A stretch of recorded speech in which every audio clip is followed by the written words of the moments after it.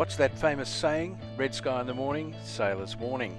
Well, we wanted an early start, so we left Hidden Harbour at around 4:15 so that we could make the heads at Slackwater Ebb. And that red sky looked pretty fierce but very beautiful as we headed down the South Channel.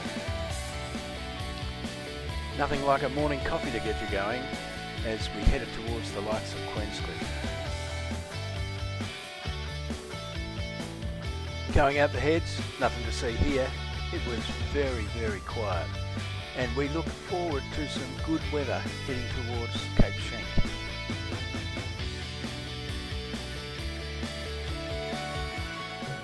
Newsflash: crew leaves boat at Flinders. We spent a very comfortable night at Cat Bay after dropping James off on the Flinders Pier. We caught a snapper, we had a red, we had a lovely evening, only to wake in the morning to rain.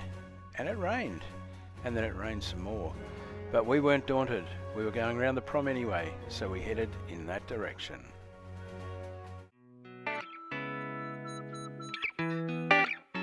And that's the beauty of having a pilot house shot, because we didn't put our wet weather gear on for the trip at all. The only time we put our wet weather gear on was when we were fishing and it was raining, or when we were in the dinghy and it was raining, or when it was raining and we had to be outside. Well, the weather was a bit from the east to go into refuge, so we decided to go into Corner Inlet.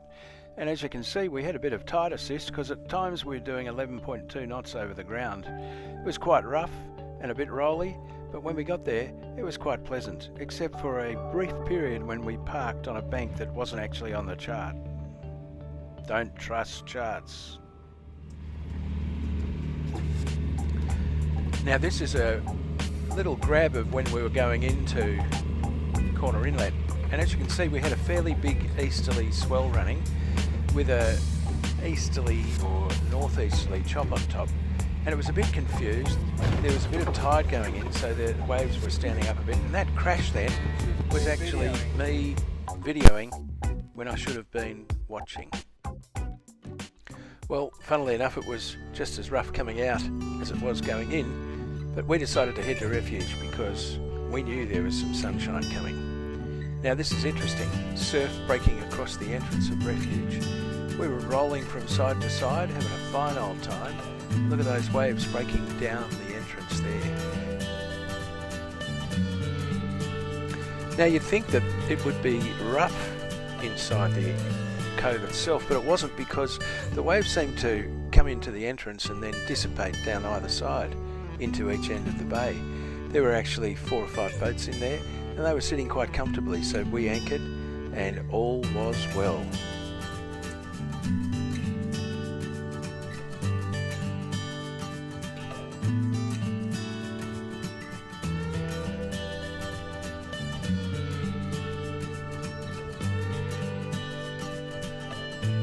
And finally the sun came out.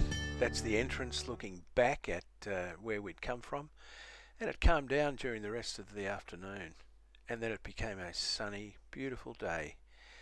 But wait, something was afoot, or amiss, or something, because guess who turned up? We were sitting there, and suddenly this body appeared in the water. James had swum out to meet us. In fact, what he'd done was he had driven to Tidal River, hiked in 16 kilometres, just so that he could get to be with his crew again. What dedication. Anyhow, we spent a few days at refuge in sunshine and beautiful weather. We caught a few fish, we had a few reds, we had a lovely time. This is Mark and James. James is being ferried back to his tent. Doesn't like sleeping on the boat because it's too rocky.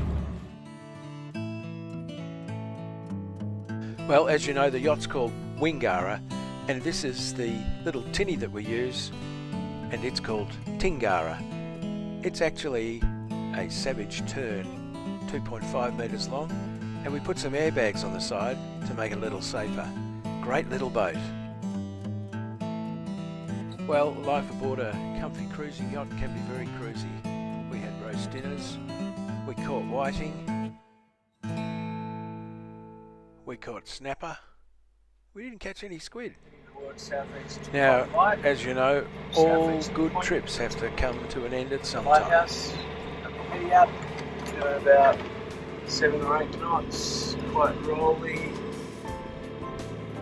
That's Waterloo Bay. I'd like to be in there on a lee shore. That's Redondo out in front. But at least the sun's out.